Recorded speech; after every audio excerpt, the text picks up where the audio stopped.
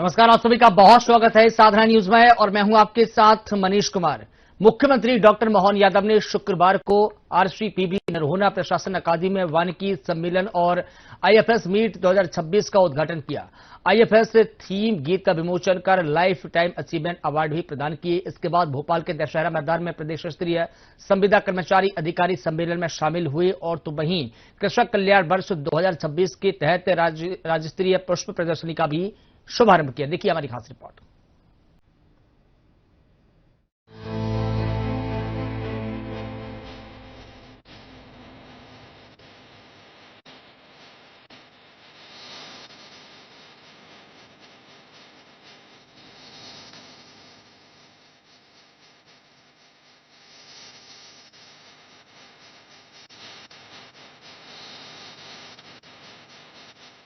मुख्यमंत्री डॉक्टर मोहन यादव ने भोपाल के आरसीवीपी नरहोना प्रशासन अकादमी में आयोजित आईएफएस सर्विस मेट 2026 एवं वानिकी सम्मेलन का दीप प्रज्वलन का शुभारंभ किया। सेना वन विभाग के आईएफएस थीम गीत का विमोचन कर लाइफ टाइम अचीवमेंट अवार्ड भी प्रदान किए। समारोह के दौरान वन पर्यावरण राज्य मंत्री दिलीप सिंह अहिरवार, प्रधान मुख्य वन संरक्षण एवं वन बल प्रमुख वीएन अंबाड़ी और वन अधिकारी भी मौजूद रहे। सीएम ने सेवानिवृत्त आईएफएस और प्रदेश के पूर्व पीसीसीएफ डॉक्टर टीवी गंगोपाध्याय को प्रदेश के वनों की सुरक्षा और बेहतरी में उनके योगदान के लिए लाइफ टाइम अचीवमेंट अवार्ड दिया। यह अवार्ड गंगोपाध्याय की पत्नी गौरी उपाध्याय ने प्राप्त किया। सीएम डॉक्टर मोहन यादव ने कहा कि जो आनंद वन के साथ आता है वह कहीं और जाकर नहीं मिलता। मुख्यमंत्री ने अधिकारियों से जल, जंगल और वन्यजीवों की आपसी संतुलन को समझने की जरूरत पर जोर दिया। सीएम ने अपने अनुभव साझा करते हुए कहा कि बांधवगढ़ टाइगर रिजर्व में जब मैं वहां से गुजर रहा था तब टाइगर अपने स्वाभाविक अंदाज में चल रहा था। ये नजारा प्रकृति और मानव के सह अस्तित्व को दर्शाता है। वन क्षेत्रों में काम करना एक बड़ी चुनौती है क्योंकि जानवरों के सामने निर्भय होकर काम करना पड़ता है, जहां निडरता और निर्भरता दोनों ही जरूरी है। मुख्यमंत्री ने जल और जंगल के आपसी संबंध को रेखांकित करते हुए कहा कि जल की शोभा जीवन से है और जंगल के भीतर टाइगर उसकी शोभा है। उन्होंने ये भी कहा कि आज के समय में आईएफएस अधिकारियों के साथ नीचे तक का अमला पूरी निष्ठा से काम कर रहा है, जो प्रदेश के वन संरक्षण मॉडल को मजबूत बनाता है। उनके परिवार को भी बधाई देना चाहता हूँ आप सबके माध्यम से। कर्तव्य बंदी से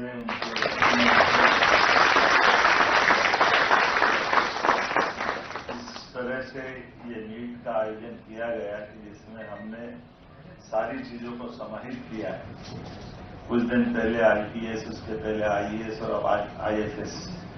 भारतीय प्रशासनिक दृष्टि से आप सब लोगों के लिए ये वार्षिक मीट आपके लिए भी और हमारे लिए सच में भारतीय परंपरा में हमारे यहाँ तो वैसे मानव सभी के लिए है ही है कि जब मिलते जुलते हैं तो चार लोग अच्छे मिलेंगे, अच्छा सोचेंगे, अच्छा करेंगे, अच्छे है। और ऐसे में वार्षिक रूप से अलग अलग अपने फील्ड में रहे लोग, पुराने रिटायरमेंट वाले लोगों के साथ मिलकर सीनियर लोगों, जूनियर लोग मिलकर के एक अपना कॉन्फिडेंस भी बढ़ाते हैं। और मैं सभी कार्यक्रमों में आनंद से जाता भी हूँ, लेकिन जो वन के साथ मजा आता है वो थोड़ा कम ही आता है।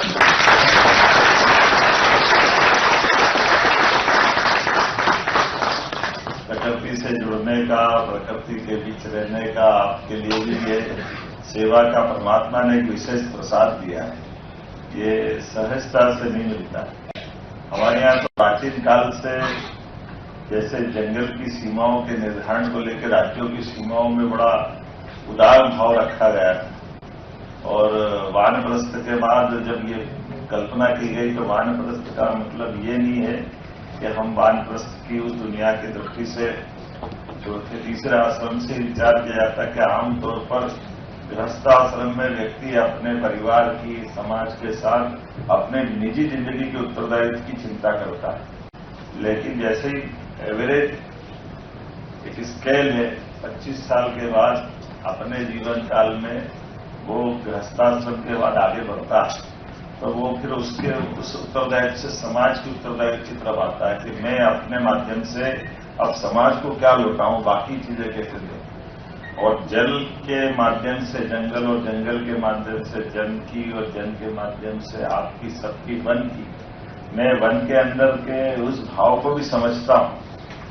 कई बार जैसे अभी थोड़े दिन पहले मैं बांधवगढ़ के जंगल में गया और जो अधिकारी थे उनके साथ जब हम एक रास्ते से अचानक देखते हैं कि जिस गाड़ी से हम जा रहे थे थोड़ा सा विलंब हुआ तो मालूम पड़ा कि आगे टाइगर जा रहा और टाइगर ने गाड़ी को देखा तो थोड़ा सा वो झटका पीछे पलटा और फिर वो अपनी मस्तानी चाल से, जैसे हम वहां है ही नहीं, वो अपनी चाल से चल रहा, हमारी गाड़ी की धीरे धीरे चाल से चल रहा। ऐसे ही मैंने पूछा कि ये इस तरह का इसका क्या है, तो मैंने कहा साहब इनको मालूम था कि 6 बजे पहले लोग निकल जाते हैं, हम गलती नहीं कर रहे हैं, वो उसने समझ लिया कि नादान है, आंदो आ रहा है तब धीरे तुम्हारा टाइम चला गया, यदि तुम आ रहा हो तो कितने बड़े हो, हमने अब तुमको पर्याप्त टाइम दे दिया, हमारी मस्ती से हम जा रहे हैं। मुझे इस बात से वो एहसास हुआ कि ये बात सही है कि वन के अंदर वन के इन विविध प्रकार के वन्य जीवों के बीच अगर निर्भयता कहीं आई तो सच में निर्भयता लाने के लिए हमारा वन विभाग के अमले की बड़ी महती भूमिका है, जिसने ये निर्भयता दोनों तरफ से। अब ये वास्तव में निडरता निर्भयता ये कहने के लिए है, लेकिन निर्भयता कहाँ है? निर्भयता दोनों तरफ है। वो अपनी जिंदगी की मस्ती जी के आनंद ले रहा है और हम अपने जीवन में आनंद ले। अगर डर होता तो वो हम पे अटैक करता, हमारा जाना न जाना 50 तरह से विचार करता, तो आज पूरे देश में सबसे अच्छी ग्रोथ सब सेक्टर में है, उसमें सबसे अच्छी ग्रोथ हमारे फॉरेस्ट डिपार्टमेंट की।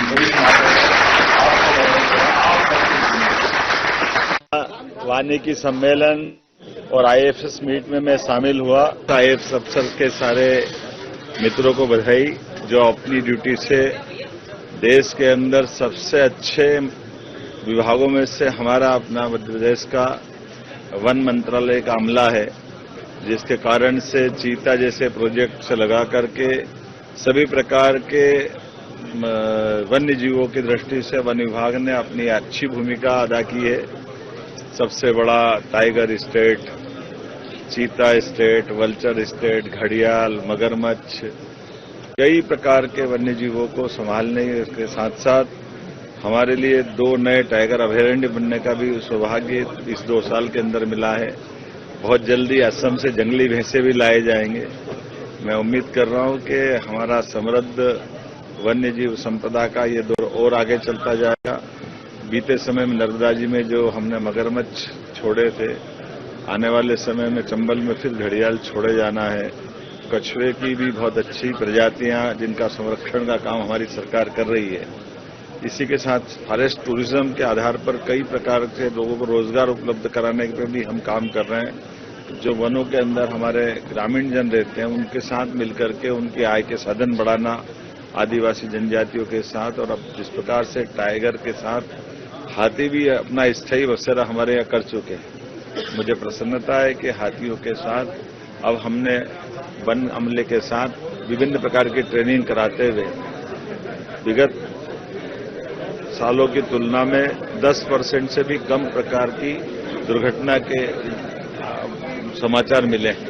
90% ये कंट्रोल किया गया है और अच्छे से करते जाएंगे। मेरी अपनी ओर से वानिकी सम्मेलन की सबको बधाई। प्रदेश के सभी विभागों में कार्यरत संविदा कर्मचारियों ने आज न्यू दशहरा मैदान में विशाल महासम्मेलन आयोजित किया। मुख्यमंत्री डॉक्टर मोहन यादव इसमें सम्मिलित हुए और कहा कि सरकार की हर जन कल्याणकारी योजना में संविदा कर्मचारियों की उतनी ही आवश्यकता है जितनी श्री राम को हनुमान की थी। मुख्यमंत्री डॉक्टर मोहन यादव ने कहा कि ई गवर्नेंस, सरकारी आवास, स्वच्छ भारत मिशन सहित लगभग हर विभाग में योजनाओं को धरातल पर उतारने में संविदा कर्मचारियों की महत्वपूर्ण भूमिका है। सीएम ने संविदा कर्मचारियों की तुलना हनुमान से की। साथ ही कहा कि जैसे भगवान श्री राम को हनुमान की जरूरत है, वैसे ही सरकार को भी संविदा कर्मचारियों की जरूरत है। आनंददायी, लेकिन हमारे लिए सच में मैं आप सबको दोनों हाथ जोड़ के प्रणाम भी करता हूं, आपका अभिनंदन।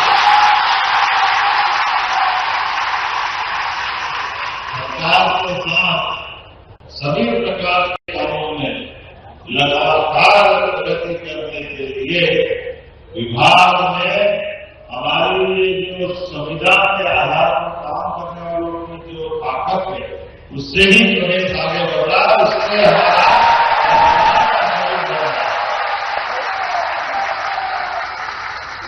हर एक जगह हर एक स्थान पर जहां समाज में शासन की नीति को लागू करने की आवश्यकता पड़ती है, हमारे आप में से कोई प्रतिभावान युवा ताकत के साथ उसको पूरा करके ले जाता है और उसके रिजल्ट मिलता है। इसलिए चाहे हैंडपंप हो, ई गवर्नेंस हो, ग्रामीण आवास हो, हाउसिंग हो, सोशल आडिट हो, स्वच्छ भारत मिशन हो, क्या क्या काम जो फिर दोबारा बोलना पड़ जाएगा। हमारी सरकार ने जन कल्याणकारी योजनाओं हर एक जगह काम को अंजाम तक पहुंचाने के लिए, जैसे भगवान श्री राम को हनुमान जी की आवश्यकता है, हमको भी आपके साथ काम करना है।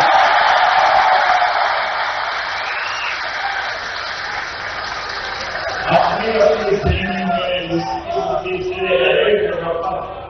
जिस प्रकार से काम करते हुए आपने अपने साथ मध्य प्रदेश सरकार के साथ भारत सरकार के साथ कदम से कदम मिलाकर सभी क्षेत्रों में अगर आगे बढ़ रहा तो सच में हमारी नीति की आवश्यकता है और लागू कराने के लिए आपके माध्यम से की आवश्यकता है।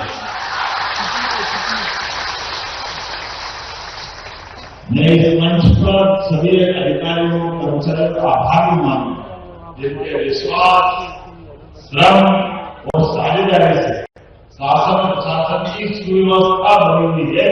इस नाते से भी आपको बधाई देगा।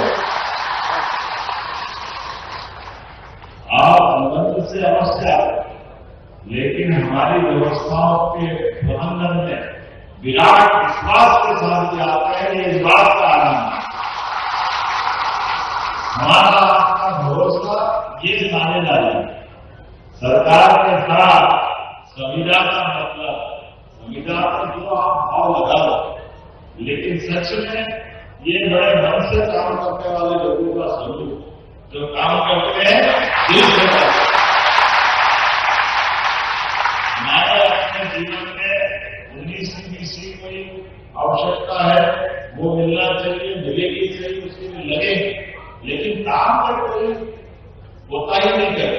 इसलिए आपका अभिनंदन करता हूं। इसलिए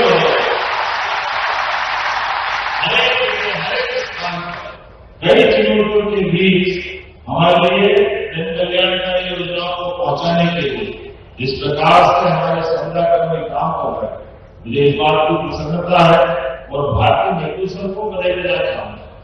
यहाँ से सबको आपने एक मेजर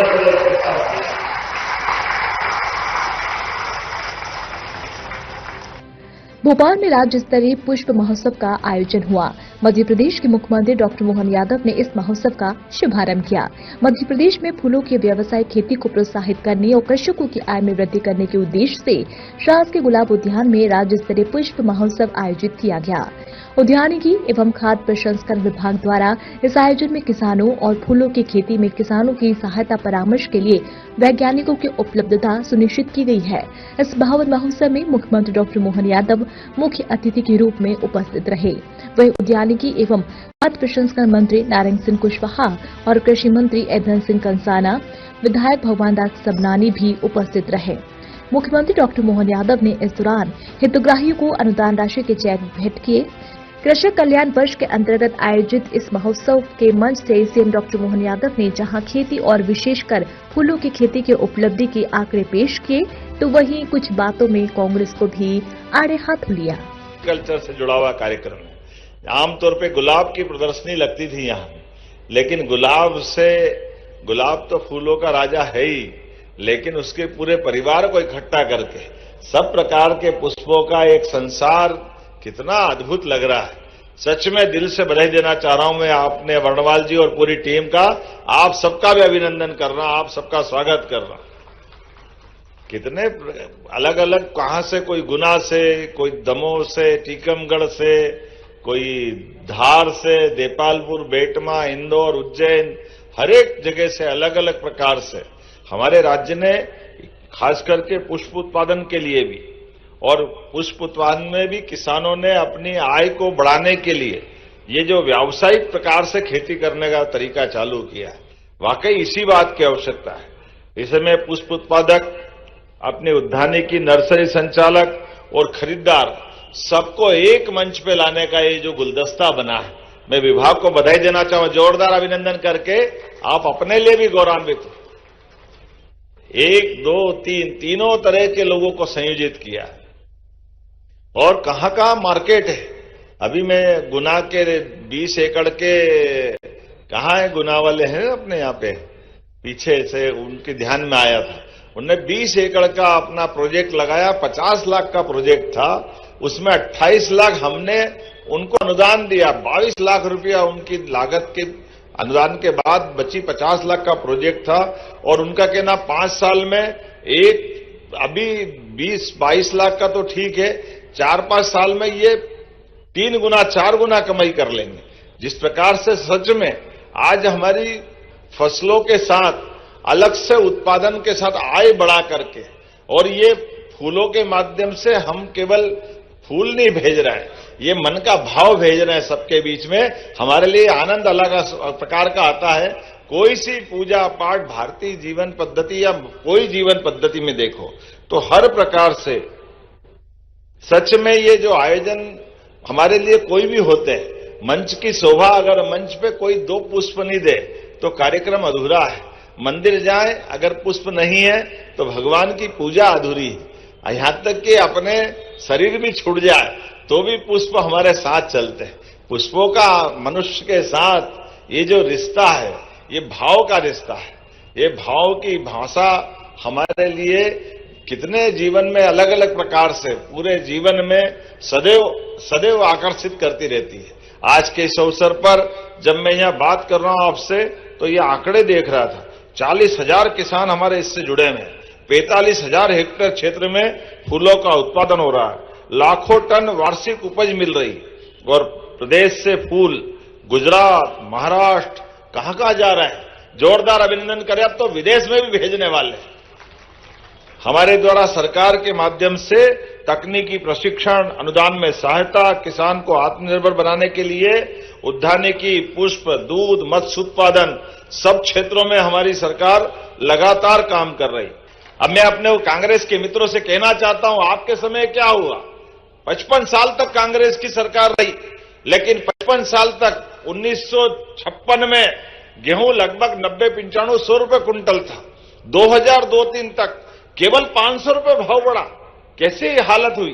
केवल 500 रुपए, 500 रुपए, 450, 450 रुपए मिलता था 2002-03 तक गेहूं, और आज सरकार के माध्यम से बीते साल ही 2600 रुपए कुंटल। कहां 55 साल में 500 में 400 का योगदान उनका, और कहां 20 साल में 2002-03 से साध्वी उमा भारती, बाबूलाल गौर, शिवराज सिंह जी और हमारी सरकार के माध्यम से लगभग 2100 रुपए कुंटल का भाव बढ़ाया। जोरदार अभिनंदन करें। यह हमारे काम करने का तरीका है।